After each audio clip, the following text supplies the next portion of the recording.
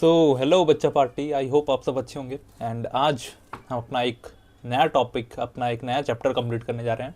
Class 12th political science book number 2 का chapter number 3, जिसका नाम है पॉलिटिक्स ऑफ प्लान्ड डेवलपमेंट। ठीक है, याद करो हमने चैप्टर नंबर 1 एंड 2 जब पढ़ा है तो उसमें हमने बहुत अच्छे से कवर किया है सारी चीज़ें। ठीक है, अगर आपने वो चैप्टर नंबर 1 और 2 नहीं पढ़ा है तो पहले वो सारी चीज़ें देख के आओ, क्योंकि ये जो तीनों चैप्टर है ना, फर्स्ट सेकंड एंड थर्ड, ये तीनों चैप्टर एक दूसरे से इंटरकनेक्टेड हैं। ठीक है, तो वो तीनों चैप्टर करके आओ। एंड चलो हम थोड़ा सा रिकॉल कर लेते हैं। देखो, हमने जब पहला चैप्टर पढ़ा था तो उसमें हमने समझा था कि जब इंडिया को इंडिपेंडेंस मिली, यानी इंडिया आज़ाद हुआ, तो इसके सामने तीन बहुत बड़े बड़े चैलेंजेस थे। कौन कौन से? पहला चैलेंज ये था कि उस टाइम पे इंडिया प्रिंसली स्टेट्स में डिवाइड हुआ करता था। कितनी प्रिंसली स्टेट? 565 प्रिंसली स्टेट्स में डिवाइड हुआ करता था इंडिया। ठीक है, तो उन सबको एक करके हमने अपनी कंट्री को कैसे बनाया, पहला चैलेंज ये था कि हम उनको कैसे यूनाइट करें। ठीक है, दूसरा ये हमारे लिए चैलेंज था कि आज तक, उतने टाइम तक, 1947 से पहले तक कभी भी हमारी कंट्री में कोई भी डेमोक्रेटिक गवर्नमेंट नहीं थी। ठीक है, कोई भी ऐसी गवर्नमेंट नहीं थी जिसको लोगों ने इलेक्शन के थ्रू चूज किया हो। ठीक है, तो हमारा दूसरा सबसे बड़ा चैलेंज ये था कि हमें अपनी कंट्री में डेमोक्रेसी को इस्टेब्लिश करना है।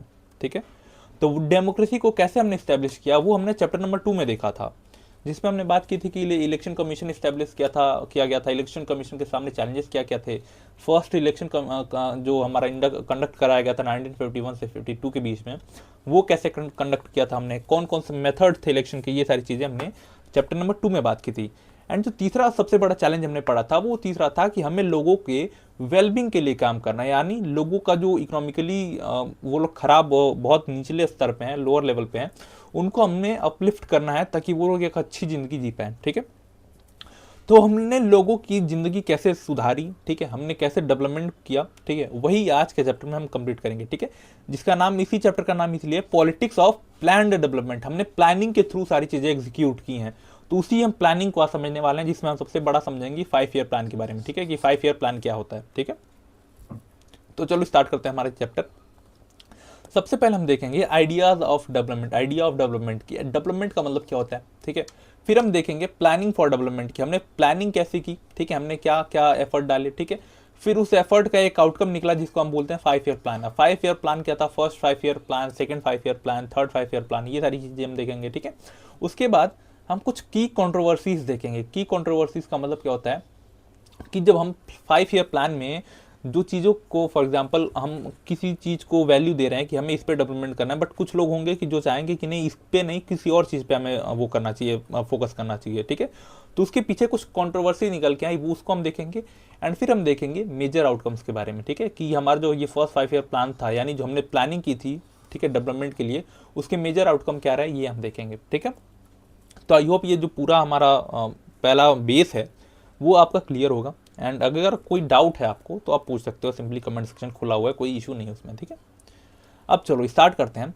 आइडियाज ऑफ डेवलपमेंट की अगर हम बात करें तो देखो, आइडिया डेवलपमेंट का मतलब होता है प्रगति करना। प्रगति इन द सेंस आपका जो इकोनॉमिकल कंडीशन है वो डेवलप हो रहा है, आपकी जो क्रिटिकल थिंकिंग है, मतलब यहाँ पे ओवरऑल ग्रोथ की हम बात करते हैं, सिर्फ एक सेक्टर में नहीं कि आपकी इकोनॉमी ग्रो कर रही है, इसी का मतलब डेवलपमेंट होता है। ठीक है, आप ओवरऑल डेवलप कर रहे हो, फॉर एग्जांपल आप इकोनॉमिकली भी ग्रो कर रहे हो, आप मेंटली भी ग्रो कर रहे हो, आप फिजिकली भी ग्रो कर रहे हो, सबका मतलब होता है डेवलपमेंट। ठीक है, अब देखो, डेवलपमेंट का मीनिंग सबके लिए अलग होता है। मेरे लिए डेवलपमेंट का मीनिंग कुछ अलग होगा। ठीक है, मेरे लिए डेवलपमेंट का मीनिंग होगा कि मैं कोई अच्छा एग्जाम क्रैक कर लूँ। ठीक है, CSE क्रैक कर लूँ। ठीक है, आपके लिए डेवलपमेंट का मतलब होगा कि आप बहुत अच्छा इसी बोर्ड्स में या फिर CET के थ्रू एक अच्छा कॉलेज ले पाओ। ठीक है, तो डेवलपमेंट का मीनिंग सबके लिए अलग होता है। ठीक है, आपके बुक में एक एग्जाम्पल दिया हुआ है कि एक पोस्को प्लांट है, ठीक है, इंडस्ट्रियलिस्ट प्लांट है।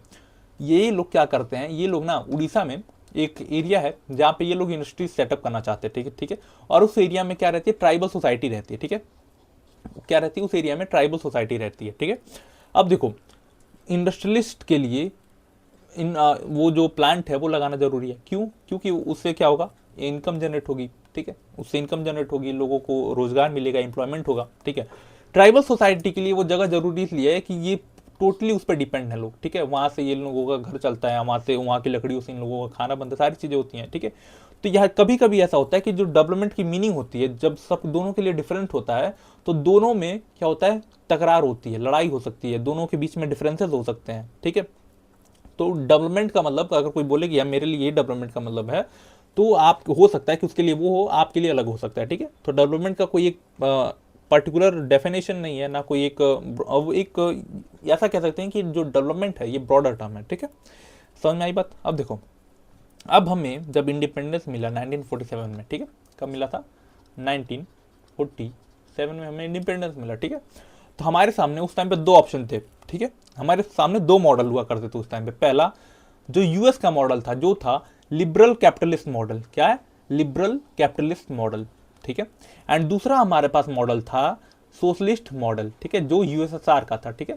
तो हमारे पास दो ऑप्शन थे कि या तो हम इस मॉडल पे अपनी इकोनॉमी बेस करें, ठीक है, इस मॉडल पे अपनी इकोनॉमी बनाएं, या फिर हम इस मॉडल पे अपनी इकोनॉमी बनाएं, ठीक है। लिबरल का मतलब होता है, लिबरल कैपिटलिस्ट का मतलब होता है ओपन मार्केट, ठीक है, जिसको जो पैसे लगाने हैं वो लगाए, जिसको जितना रिटर्न मिलेगा, जो जितनी मेहनत करेगा उसको उतना वो मिलेगा, ठीक है, रिटर्न मिलेगा, ठीक है। सोशलिस्ट मॉडल का मतलब होता है सारी चीजें गवर्नमेंट कंट्रोल करेगी, गवर्नमेंट एक मिनिमम स्टैंडर्ड ऑफ लिविंग को मेंटेन करेगी, ठीक है, सबके लिए, ठीक है, सारी चीजों पे कंट्रोल गवर्नमेंट करेगा, ठीक है। तो ये दो मॉडल थे हमारे पास, ठीक है। बट हमारा अल्टीमेट गोल क्या था, ठीक है, ये दोनों मॉडल थे हमारे पास, बट हमारा अल्टीमेट गोल ये था कि हम, जो हमारी कंट्री में बहुत ज्यादा पॉवर्टी है, उससे लोगों को एलिवेट करें, उससे लोगों को बाहर निकालें, एंड जो सोशल एंड इकोनॉमिकल एक कंसोलिडेशन हो रखा है, कुछ लोगों के हाथ में सारी पावर है, चाहे इकोनॉमिकल पावर हो चाहे सोशल पावर हो, उसको हम रीडिस्ट्रीब्यूट करें, ठीक है। उस टाइम पे क्या होता था 1947 के टाइम पे, उस या उससे पहले, जो भी जमींदार थे सारी जमीन उनके पास हुआ करती थी, जो अपर क्लास था सारी जो सोशल प्रिविलेज थे उनके पास हुआ करती थी, ठीक है। तो सारी चीजों को हमें रीडिस्ट्रीब्यूट करना था, ये हमारा अल्टीमेट गोल था। यानी 1947 के टाइम पे हमारे दो अल्टीमेट गोल थे, पहला पॉवर्टी एलिवेशन एंड दूसरा सोशल एंड इकोनॉमिकल रीडिस्ट्रीब्यूशन, ठीक है। समझ में आई बात, ठीक है। This was seen as a primary responsibility of the government, ठीक है, ये हमारी गवर्नमेंट का प्राइमरी रिस्पॉन्सिबिलिटी था कि हमें ये कैसे चीजें करनी है, ठीक है। समझ में आई बात। अब देखो, होता ये है कि हम मार्च 1950s में, ठीक है, मार्च 1950 में क्या करते हैं, प्लानिंग कमीशन सेटअप करते हैं, ठीक है, एक कमीशन सेटअप करते हैं, इसका नाम होता है प्लानिंग कमीशन, ठीक है। एंड इसको हम काम देते हैं, इसको हम काम देते हैं कि आपको प्लान करना है कि हम ये अपना जो हमारा अल्टीमेट गोल है इसको हम कैसे अचीव करें, ठीक है, क्या करें, ये जो हमारा प्लान है इसको हम कैसे अचीव करें, ठीक है। तो जो प्लानिंग कमीशन है होता है, वो एक कॉन्सेप्ट के साथ आता है जिसको हम बोलते हैं 5 ईयर प्लान, ठीक है, क्या, 5 ईयर प्लान, ठीक है, जो किस पे बेस्ड होता है, यूएसएसआर मॉडल पे बेस्ड होता है, यानी सोवियत मॉडल जो था उसमें चलता था 5 ईयर प्लान, तो उससे हमने कॉपी करके अपने यहाँ एक 5 ईयर प्लान का मॉडल बनाया, ठीक है। इसमें क्या होता है 5 ईयर प्लान में, 5 ईयर प्लान में होता है कि गवर्नमेंट अगले 5 साल में, ठीक है, 5 साल में कितना इनकम जनरेट करेगी एंड कितना एक्सपेंडिचर करेगी, इसका पूरा ब्यौरा हम लिखते हैं अगले 5 साल के लिए, ठीक है, कि हम अगले 5 साल में हमारी इनकम इतनी होने वाली है एंड इतना हम खर्च करने वाले हैं, ठीक है। 5 ईयर प्लान में ये होता है, ठीक है। 5 ईयर प्लान में हमने अपने बजट को 2 पार्ट में डिवाइड किया, एक नॉन प्लान बजट, एक होता है प्लान बजट, ठीक है। नॉन प्लान बजट का मतलब होता है जो routine early items, for example इसमें पर ईयर में हम बात करते हैं, ठीक है, जैसे इस ईयर में हमें इतना खर्च करना है, रूटीन, फॉर एग्जांपल अगर किसी को सैलरी देनी है, गवर्नमेंट एम्प्लॉयज को सैलरी देनी है, तो ऐसा थोड़ा नहीं है ना कि आप 5 साल में दोगे, आपको मंथली बेसिस पे देनी होती है, तो वो क्या है, नॉन प्लान बजट है, वो किस में आ जाएगा, नॉन प्लान बजट आएगा, ठीक है। और उसको आप रूटीन टाइप का है, वो आप हर साल देते रहोगे, उसको हर साल देते रहोगे, ठीक है। एंड फिर कुछ बड़ा गोल, कुछ बड़ा अचीव करने के लिए हमने क्या किया है, प्लान बजट को वो किया, ठीक है। ये हम 5 साल में इसमें इन्वेस्ट करेंगे, ठीक है, हर 5 साल में इसमें इन्वेस्ट करेंगे। फॉर एग्जांपल हमें कोई बहुत बड़ा टेक्नोलॉजी इन्वेंट करना है, ठीक है, बनाना है, ठीक है, या कोई बहुत बड़ा हमें प्लांट खोलना है, ठीक है, उसके लिए प्लानिंग लगती है, एग्जीक्यूशन लगता है, सारी चीजें लगती हैं, ठीक है। तो उसमें हम जब 5 साल में ये बहुत लॉन्ग टर्म प्लान है, तो उसको हम क्या बोलते हैं, प्लान बजट बोलते हैं, जो उसमें हम पैसा लगाएंगे उसको हम क्या बोलेंगे, प्लान बजट बोलेंगे, ठीक है। Spend on 5 year basis as per priorities, ठीक है, 5 साल के बेसिस पे हम इसमें स्पेंड करते हैं, ठीक है। समझ में आई बात, इस 5 साल में हम यहाँ पे करेंगे, ठीक है। समझ में आई बात, इससे इसमें और कोई डाउट है तो बताओ आप, ठीक है, कोई भी डाउट, नहीं, चलो आगे बढ़ो, ठीक है। अब देखो, ऐसे करके हमारे पास कितने प्लान, हमारे पास 5 ईयर प्लान, आपकी बुक में 3 5 ईयर प्लान दिए हुए हैं, फर्स्ट 5 ईयर प्लान, ठीक है, फर्स्ट 5 ईयर प्लान, ठीक है, दूसरा सेकंड 5 ईयर प्लान, एंड तीसरा थर्ड 5 ईयर प्लान। ठीक है, समझ में आई बात? देखो प्लानिंग कमीशन कब सेटअप हुआ था? कमीशन कब सेट हुआ था? मार्च 1950s में। ठीक है, इसने क्या प्रपोज किया था? 5 ईयर प्लान प्रपोज किया था कि आपको ऐसे डेवलपमेंट करना है। ठीक है, तो हमारा जो फर्स्ट 5 ईयर प्लान आया था वो कब आया था? 1951 से लेके 1956 तक। ठीक है, 1951 से लेके 5 साल के लिए होता है, तो 1951 से 56 5 साल के लिए फर्स्ट 5 ईयर प्लान आया। इसको ड्राफ्ट किसने किया था? के.एन. राज ने ड्राफ्ट किया था। ठीक है, इसको बनाया किसने था? फर्स्ट 5 ईयर प्लान को के.एन. राज ने बनाया था। याद रखो, 1 नंबर में क्वेश्चन आ सकता है। ठीक है, के.एन. राज ने बनाया था। ठीक है, इसमें क्या फोकस किया गया था? एग्रीकल्चरल सेक्टर पे हमने फोकस किया था। ठीक है, एग्रेरियन सेक्टर पे हमने फोकस किया था कि हमें सबसे पहले एग्रेरियन सेक्टर को बूम करना है, एग्रेरियन सेक्टर को क्या करना है? हमें अपलिफ्ट करना है। ठीक है, उस टाइम पे हमारे लोगों के पास खाने के लिए चीजें नहीं थी। ठीक है, खाने के लिए अनाज नहीं हुआ करते थे उस टाइम पे। तो हमारे लिए सबसे बड़ा गोल ये था इनिशियली कि हम क्या करें, हम सबसे पहले अपने जो एग्रेरियन सेक्टर है उसको थोड़ा सा बूस्ट करें ताकि एटलीस्ट सबका पेट भरा रहे। ठीक है, इसमें फर्स्ट 5 ईयर प्लान में हमने क्या किया? हमने बहुत ज्यादा इन्वेस्टमेंट की डैम्स पे, इरिगेशन फैसिलिटीज पे। ठीक है, इसी का सबसे बड़ा एग्जांपल आता है भाखड़ा नांगल डैम। ठीक है, भाखड़ा नांगल डैम। ठीक है, एक आप लोग बताना, एक क्वेश्चन मैं पूछूंगा कि आप में से कितने लोग आगे चल के गवर्नमेंट जॉब की प्रिपरेशन कर रहे हो? ठीक है, करना चाहते हो, जो भी है। ठीक है, अब बताना हो कमेंट सेक्शन में। ठीक है, तो फर्स्ट 5 ईयर प्लान के.एन. राज ने ड्राफ्ट किया था। ठीक है, एग्रेरियन सेक्टर पे हमारा फोकस था एंड इन्वेस्टमेंट हमने किया था किसमें? डैम्स में एंड इरिगेशन में। इसका एग्जांपल है भाखड़ा नांगल डैम। ठीक है, अब देखो 1956 से 61 के बीच में हमारा सेकंड 5 ईयर प्लान एग्जीक्यूट होता है। ठीक है, जिसको ड्राफ्ट किया था पीसी महानलोबिस ने। किसने? पीसी महानलोबिस। ठीक है, पीसी महानलोबिस। ठीक है, इसमें हमारा वो क्या था? ठीक है, इसमें हमारा फोकस क्या था? हैवी इंडस्ट्रीज पे हमारा फोकस चला गया। ठीक है, अभी तक हम क्या कर रहे थे? एग्रीकल्चर पे फोकस कर रहे थे कि ताकि लोगों का कम से कम हम पेट एटलीस्ट भर पाए। फिर हमने क्या किया? हमने सेकंड 5 ईयर प्लान में हैवी इंडस्ट्रीज पे फोकस करना स्टार्ट किया। ठीक है, क्या किया हमने? हैवी इंडस्ट्रीज पे फोकस करना स्टार्ट कर दिया था। ठीक है, इससे क्या हुआ? ठीक है, इससे क्या हुआ? जो हमारे यहाँ हैवी इंडस्ट्रीज क्या होती है? हैवी इंडस्ट्रीज जैसे steel, iron and steel industries हो गई। ठीक है, एल्यूमिनियम इंडस्ट्रीज हो गई। ठीक है, हैवी इंडस्ट्री, आई होप आपने ज्योग्राफी में जो सेकंड वो था, सेकंड एक्टिविटीज, सेकेंडरी एक्टिविटीज, उसमें आपने पढ़ा होगा। ठीक है, सोशलिस्ट पैटर्न ऑफ सोसाइटी हम बनाने की कोशिश करने लगे। सोशलिस्ट पैटर्न ऑफ सोसाइटी का मतलब क्या होता है कि हम ये सारी चीजें जो होंगी, हैवी इंडस्ट्रीज हो गई, शायद जितने भी चीजें होंगी, ट्रांसपोर्ट इंडस्ट्रीज हो गई, जितनी भी चीजें हैं, हम क्या करेंगे? गवर्नमेंट उनको कंट्रोल करेगी। ठीक है, क्या करेगी? गवर्नमेंट उनको कंट्रोल करेगी। ठीक है, हमने इसी में क्या किया? सेकंड 5 ईयर प्लान में ही हमने इंपोर्ट जो हम करते थे बाहर से, उसमें हमने टैरिफ लगाने स्टार्ट किए। ठीक है, अब टैरिफ क्या होते हैं? फॉर एग्जाम्पल बाहर से हमारे यहाँ चावल आता था। ठीक है, बाहर से हमारे यहाँ चावल आता था। ठीक है, हमने क्या किया? उस पर टैरिफ लगाना स्टार्ट किया। टैरिफ मतलब उस पर हमने टैक्स लगा दिए। पहले जो चावल 100 रुपए का आता था, उस पर हमने क्या किया? उस पर हमने 25% क्या लगा दिया? टैक्स लगा दिया। ठीक है, तो अब वो चावल हमारे मार्केट में कितना का हो गया? 125 का हो गया, महंगा हो गया। ठीक है, हमारे घर में जो चावल उगता था, यानी हमारे कंट्री में जो चावल उगता था, वो 100 रुपए का ही होता था। ठीक है, तो क्या करेंगे लोग, हमारे लोग, कंट्री के लोग, हमारा जो चावल सस्ता है उसको खरीद लेंगे। ठीक है, तो बाहर का क्या होगा?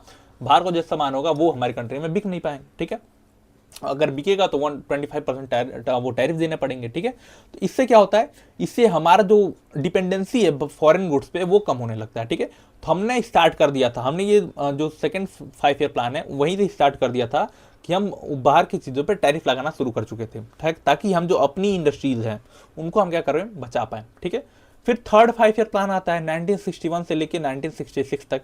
इसमें क्या होता है? इसमें भी बहुत ज़्यादा चेंजेस नहीं थे, ये भी टोटली यही था। ठीक है, सेकंड 5 ईयर प्लान का ये रेप्लिका था ये भी। ठीक है, इसमें भी हम हैवी इंडस्ट्रीज पे ही फोकस करते हैं। ठीक है, इसमें अर्बन बायस दिखती है। ठीक है, अर्बन बायस मतलब ये जो अर्बन सेंटर्स के अराउंड जो इंडस्ट्रीज होती है उसको हम ज़्यादा प्रायोरिटी देते हैं। ठीक है, उसको हम ज़्यादा डेवलप करने की कोशिश करते हैं। ठीक है, इसमें भी हम क्या करते हैं? Priority to industries over agriculture, इसमें भी हम इंडस्ट्रीज को ही प्रायोरिटी देते हैं। ठीक है, एग्रीकल्चर के ऊपर। ठीक है, हमने सिर्फ और सिर्फ फर्स्ट 5 ईयर प्लान में ही एग्रीकल्चर के ऊपर फोकस किया था। बाकी जितने भी सेकंड 5 ईयर प्लान आया, थर्ड 5 ईयर प्लान आया, उसमें हमने क्या किया? सिर्फ और सिर्फ इंडस्ट्रीज पे फोकस किया। ठीक है, अब देखो जो ये सेकंड वाला 5 ईयर प्लान था, ठीक है, जो हमारा क्या था? सेकंड 5 ईयर प्लान था, इसमें कुछ दिक्कतें थी।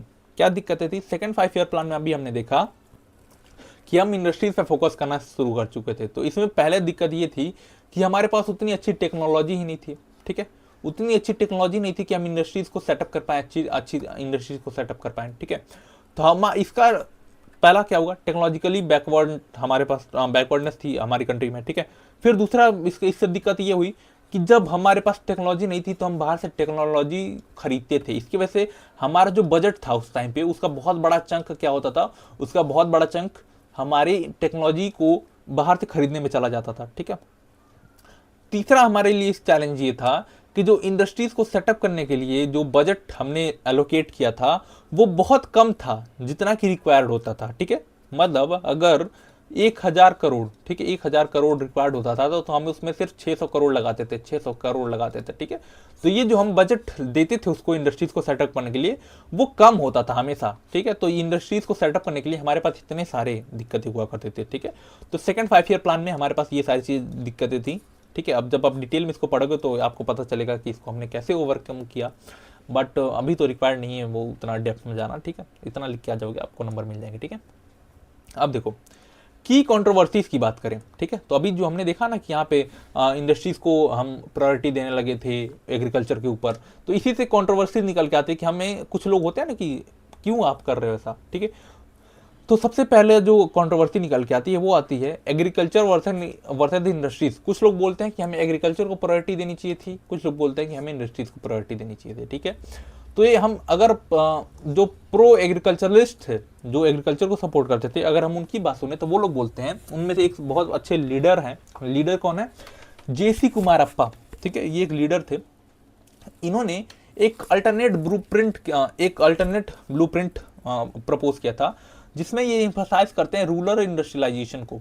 किसको, रूरल इंडस्ट्रियलाइजेशन। रूरल इंडस्ट्रियलाइजेशन का मतलब क्या होता है कि अगर आप एग्रीकल्चर को वो बढ़ावा नहीं दे रहे हो, ठीक है, अगर क्या कर रहे हो आप एग्रीकल्चर को बढ़ावा नहीं दे रहे हो तो एटलीस्ट आप रूरल इंडस्ट्रियलाइजेशन की तरफ जाओ, ठीक है। रूरल इंडस्ट्रियलाइजेशन का मतलब होता है ऐसी इंडस्ट्रीज जो कि रूरल एरिया में सेटअप की जा सके, जैसे वो खादी बनाने वाली इंडस्ट्रीज, ठीक है, जो हम कपड़ा बनाते हैं वो रूरल एरिया में सेटअप हो सकती हैं। और सारी इंडस्ट्रीज जो कि गांव में सेटअप की जा सकती हैं, गांव में लेबर आपको सस्ता मिल जाएगा, जो महिलाएं होती हैं वो आपको काम करके देंगी, ठीक है। तो ये इस पे फोकस करते थे कि अगर आप एग्रीकल्चर पे नहीं फोकस कर रहे हो तो एटलीस्ट जो रूरल एरिया है उसमें इंडस्ट्रियलाइजेशन करो, रेदर देन जो अर्बन बायस आप दिखा रहे हो उसको छोड़ के, ठीक है। एक और वो थे, एक और हमारे लीडर थे, बहुत फेमस लीडर हैं, चौधरी चरण सिंह, ठीक है। कौन, चौधरी चरण सिंह, ठीक है। ये बोलते हैं prosperity in urban centre is happening at the expense of the rural population, ठीक है। ये बोलते हैं कि जो आप अर्बन सेंटर्स में जो खुशियां देख रहे हो, जो आप डेवलपमेंट देख रहे हो, वो जो रूरल पॉपुलेशन है, रूरल पॉपुलेशन है उसको दबा के, यानी उसके क्या बोलते हैं उसकी जगह पे, ठीक है, आप अर्बन सेंटर को प्रमोट कर रहे हो, ठीक है। रूरल सेंटर को आप दबाते जा रहे हो, वहां पे आपका कोई भी इन्वेस्टमेंट नहीं हो रहा है, आप अर्बन सेंटर को बढ़ाते जा रहे हो, ठीक है। तो जो प्रो एग्रीकल्चरिस्ट थे वो उनका डिमांड ये था कि रूरल सेक्टर को भी बढ़ाया जाए, ठीक है, अर्बन बायस ना की जाए, ठीक है। जो अर्बन बायस हो आपके अर्बन सेंटर को ही बढ़ाते जा रहे हो, ठीक है, एग्रीकल्चर को प्रमोट करते जा रहे हो, ऐसा मत करो। जो रूरल एरिया है, जो रूरल सेक्टर है, ठीक है, उसको आप प्रमोट करो, ठीक है। अब देखो जो प्रो इंडस्ट्रियलिस्ट थे, ठीक है, इंडस्ट्रियलिस्ट थे, जो प्रो इंडस्ट्रियलिस्ट थे, मीन्स जो इंडस्ट्रीज को चाहते थे कि इंडस्ट्रीज को प्रमोट किया जाए, ठीक है, इनका आर्ग्यूमेंट ये था कि no escape from the cycle of poverty without increasing the industrial production, ठीक है। इनका ये बोलते थे कि हम ये जो पॉवर्टी हमारी कंट्री में है, जो पूरी कंट्री में फैली हुई है पॉवर्टी, इससे हम तब तक नहीं निकल पाएंगे जब तक कि हम इंडस्ट्रियल प्रोडक्शन को बढ़ाना पाए, ठीक है। हमें क्या करना पड़ेगा, हमें इंडस्ट्रियल प्रोडक्शन को बढ़ाना पड़ेगा, हमें इंडस्ट्रीज सेटअप करनी पड़ेंगी, ठीक है। इसका डिफेंस क्या था, state made laws to boost production, ठीक है, but the problem was purely in implementation, ठीक है। स्टेट ने क्या किया, स्टेट ने तो बहुत सारी चीजें की, ठीक है। हमने लैंड रिफॉर्म इंट्रोड्यूस किए, ठीक है, हमने लैंड रिफॉर्म इंट्रोड्यूस कर दिए, ठीक है, ताकि हम प्रोडक्शन बढ़ा सकें, ठीक है। चाहे वो एग्रीकल्चर प्रोडक्शन हो, चाहे वो कोई भी इंडस्ट्रियल प्रोडक्शन हो, हमने लैंड रिफॉर्म किए ताकि सबको इक्वली लैंड मिल सके। बट क्या हुआ, प्रॉब्लम इसमें नहीं था कि हम लॉ बनाते हैं या नहीं बनाते, लॉ सिर्फ और सिर्फ इनिशियली इंप्लीमेंटेशन में था, और आज भी यही है। लॉ सब जगह पे है हमारी कंट्री में, बहुत स्ट्रिक्ट लॉ है। अगर आप लॉ पढ़ोगे जब आप, तो पता चलेगा कि आप कुत्ते को मारते हो तो आपको 5,000 का फाइन देना पड़ता है, बट इम्प्लीमेंटेशन में दिक्कत है, आप इम्प्लीमेंट नहीं कर पा रहे हो, ठीक है, इम्प्लीमेंट नहीं कर पा रहे हो, दिक्कत ये है। एंड ये दिक्कत आज नहीं है, ये दिक्कत आप देखो स्टार्टिंग से ही बनी हुई है हमारी कंट्री में, ठीक है। लॉ हमारे यहाँ सब कुछ है, सब कुछ अच्छा है, बट इम्प्लीमेंटेशन में दिक्कत होती है, यही आप आज भी देखते हो, यही आप पहले भी देखते थे, ठीक है। अब जो दूसरी कंट्रोवर्सी है वो है पब्लिक वर्सेस प्राइवेट, ठीक है, पब्लिक वर्सेस प्राइवेट। अभी हमने सेकंड उसमें देखा था, सेकंड 5 ईयर प्लान में, कि हम सोशलिस्ट पैटर्न की सोसाइटी बनाना चाहते थे। क्या? सोशलिस्ट पैटर्न की सोसाइटी जिसमें सारी चीजें गवर्नमेंट कंट्रोल करेगी, जिसको हम क्या बोलते हैं, पब्लिक सेक्टर बोलते हैं, गवर्नमेंट का कंट्रोल। और जो लिबरल इकोनॉमी थी, जो जैसे यूएस का मॉडल हो गया, वो क्या थे, प्राइवेट सेक्टर वाली इकोनॉमी थे, ठीक है। हमने क्या किया, हमने इन दोनों का छोड़ा कि भाई तुम दोनों के चोचले में नहीं फंसना मुझे। हमने क्या किया, बीच का रास्ता अपनाया, हमने बना दी मिक्स्ड इकोनॉमी, ठीक है। हमने क्या कर दी, हमने मिक्स्ड इकोनॉमी बना दी, ठीक है। मिक्स्ड इकोनॉमी में क्या होता है, कुछ चीजें प्राइवेट प्लेयर के हाथ में होती हैं, कुछ चीजें गवर्नमेंट प्लेयर के हाथ में होती हैं। जैसे प्राइवेट प्लेयर के हाथ में जैसे एग्रीकल्चर हो गया, जैसे ट्रेड हो गया, जैसे जनरल इंडस्ट्रीज हो गई, ये सारी चीजें हमने क्या की, प्राइवेट प्लेयर के हाथ में दे दी, ठीक है। गवर्नमेंट के हाथ में हमने क्या रखा कि हैवी इंडस्ट्रीज, जो हैवी इंडस्ट्रीज होती हैं उनको हमने क्या किया, गवर्नमेंट के हाथों में रखा। जैसे रेलवे को हमने गवर्नमेंट, ट्रांसपोर्टेशन इंडस्ट्रीज को हमने ज्यादातर गवर्नमेंट के हाथों में रखा। अब धीरे धीरे हमने इसको प्राइवेटाइज करना स्टार्ट किया, ठीक है। अब देखो कहाँ गया रे भाई, ठीक है। अब देखो मिक्स्ड इकोनॉमी के भी कुछ क्रिटिक्स हैं, ठीक है, यानी मिक्स्ड इकोनॉमी को भी कुछ लोग क्रिटिसाइज करते हैं, ठीक है। अब देखते हैं, कुछ लोग क्रिटिसाइज भी करते हैं, कुछ लोग सपोर्ट भी करते हैं, तो हम दोनों को देखते हैं कि क्रिटिसाइज कौन करता है, ठीक है। देखो जो लोग क्रिटिसाइज करते हैं वो लोग बोलते हैं कि not enough space to grow, ठीक है। Not enough space to grow मतलब जो प्राइवेट प्लेयर हैं उनके पास बहुत ज्यादा चांसेस नहीं है ग्रो करने के। क्यों? क्योंकि मिक्स्ड इकोनॉमी में गवर्नमेंट भी इंटरफेयर करती रहती है, ठीक है। अगर वही हम प्योरली प्राइवेट सेक्टर होते, ठीक है, प्योरली प्राइवेट सेक्टर होते तो गवर्नमेंट का कोई इंटरफेयर नहीं होता। बट मिक्स्ड इकोनॉमी में क्या होता है, जो गवर्नमेंट होती है वो क्या करती है, इंटरफेयर करती रहती है, ठीक है। System of licence and permit, ठीक है। मिक्स्ड इकोनॉमी में क्या होता है, लाइसेंस लेना पड़ता है। अगर आप प्राइवेट प्लेयर हो, आप प्राइवेट कोई बिजनेस कर रहे हो, तो आपको गवर्नमेंट से लाइसेंस लेना पड़ता है, परमिट लेना पड़ता है, ठीक है। नो इंसेंटिव फॉर ग्रोथ, ठीक है। गवर्नमेंट की तरफ से आपको कोई भी इंसेंटिव नहीं दिया जाता है कि आप अपना नया सेटअप कर पाओ या ये चीजें कर पाओ, ठीक है। बट अब धीरे धीरे हम देख रहे हैं कि गवर्नमेंट भी इन सारी चीजों में आगे आ रही है, गवर्नमेंट भी पैसा आपको देती है बिजनेस करने के लिए, ठीक है। हमारा जो चौथा क्रिटिसिज्म है मिक्स्ड इकोनॉमी का, वो है over control by the state, ठीक है, leads to corruption and inefficiency, ठीक है। अब देखो मिक्स्ड इकोनॉमी में क्या होता है, कहीं कहीं ना गवर्नमेंट बहुत ज्यादा कंट्रोल करने लगती है चीजों को, ठीक है। इसकी वजह से क्या होता है, करप्शन एंड इनएफिशिएंसी बढ़ने लगती है, ठीक है। जहाँ पे गवर्नमेंट एम्प्लॉयड जब आएंगे तो करप्शन तो करेंगे भाई, नॉर्मल सी बात है, ठीक है। अब पब्लिक सेक्टर के जो उनको वो करते हैं, क्रिटिक मैंने लिखा है, देखो, ठीक है।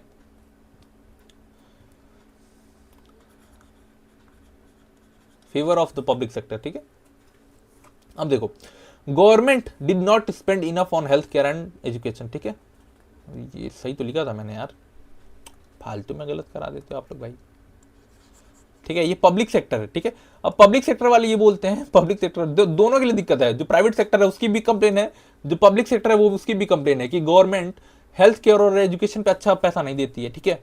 Created a new middle class बना के रख दिया। पहले दो ही क्लास होते थे, या तो एकदम अपर क्लास होता था एकदम, या तो एकदम लोअर क्लास होता था।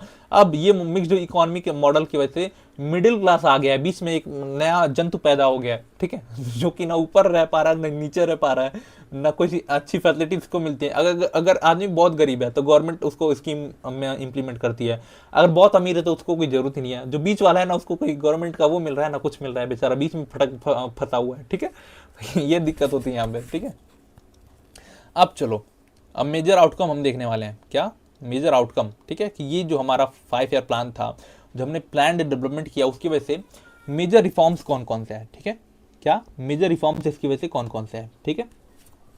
तो जो सबसे पहला रिफॉर्म मेजर आउटकम आया, ठीक है, जो सबसे पहला मेजर आउटकम आया वो था लैंड रिफॉर्म्स को से रिलेटेड, ठीक है। अभी तक हम पढ़ते आ रहे थे कि जमींदारी सिस्टम उस टाइम पे था, ठीक है।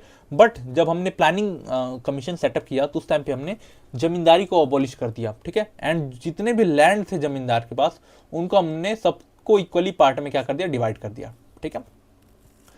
इसमें क्या हुआ, कंसोलिडेशन ऑफ लैंड हुआ, लैंड सीलिंग हमने मतलब एक लिमिट सेट कर दी कि इससे ज्यादा लैंड किसी के पास नहीं होना चाहिए, ठीक है। दूसरा जो मेजर आउटकम था वो था ग्रीन रिवॉल्यूशन। हमने देखो अभी तो हम क्या बोल रहे थे, फर्स्ट 5 ईयर प्लान में हमने क्या किया, एग्रीकल्चर पे बहुत ज़्यादा फोकस किया था ताकि हम क्या करें, सेल्फ इंडिपेंडेंस हो पाए, ठीक है, हम से खुद जो हम आज अनाज उगाते हैं वो हम खुद खा पाएँ, हमें बाहर से इम्पोर्ट ना करना पड़े, ठीक है। तो जब हम प्लानिंग के थ्रू जब एग्रीकल्चर को हम प्रमोट करने लगे तो उसका जो सबसे बड़ा आउटकम निकला वो था ग्रीन रिवॉल्यूशन हमारे यहाँ हुआ, जिसमें हमने क्या किया, focus on fertile and irrigated land. इसमें हमने क्या किया, जो इरीगेटेड एंड फर्टाइल लैंड है, जैसे वेस्टर्न यूपी हो गया, हरियाणा हो गया, पंजाब हो गया, जहाँ पे बहुत फर्टिलिटी है, ठीक है, इसमें हमने फोकस किया, ठीक है। यहाँ पे हमने क्या किया, HYV seeds, high yield seeds का यूज़ किया, फर्टिलाइजर्स का यूज़ किया, ठीक है, जिससे क्या हुआ, हमारा जो वो था क्या बोलते हैं प्रोडक्शन था वो डबल रह गया, डबल हो गया, ट्रिपल हो गया, ठीक है। इससे क्या हुआ, हम सेल्फ रिलायंस होगा, ठीक है, हम अपनी जो ज़रूरत थी खाने पीने की वो हम खुद कंप्लीट कर पा रहे थे, ठीक है। इसमें गवर्नमेंट ने मिनिमम प्राइस वो गारंटी की कि अगर किसान उगाता है कुछ वो मतलब उगाता है अनाज, एंड वो अगर मार्केट में नहीं बिकता है तो गवर्नमेंट उससे इतने रेट में खरीद लेगी। देखो मतलब उगाने से पहले गवर्नमेंट डिसाइड करती है ये रेट, ये नहीं कि आपको उगाने के बाद आपको गवर्नमेंट बताएगी, रेट पहले ही डिसाइड हो जाता है ताकि अगर बाद में चल के भाव आगे पीछे हो तो उस पर फर्क ना पड़े, ठीक है। तो गवर्नमेंट ने सारी चीज़ें अच्छी की हैं यहाँ पे, ठीक है, कोई इशू नहीं था इसमें। तो ये रहा 2 मेजर आउटकम हमारे प्लानिंग का, land reforms and green revolution, ठीक है। तो आई होप ये जो हमारा लेक्चर रहा है ये आपको अच्छा लगा होगा, and if you like this video do subscribe our channel. Till then, keep learning, keep growing, stay connected. God bless you all, and Jai Hind.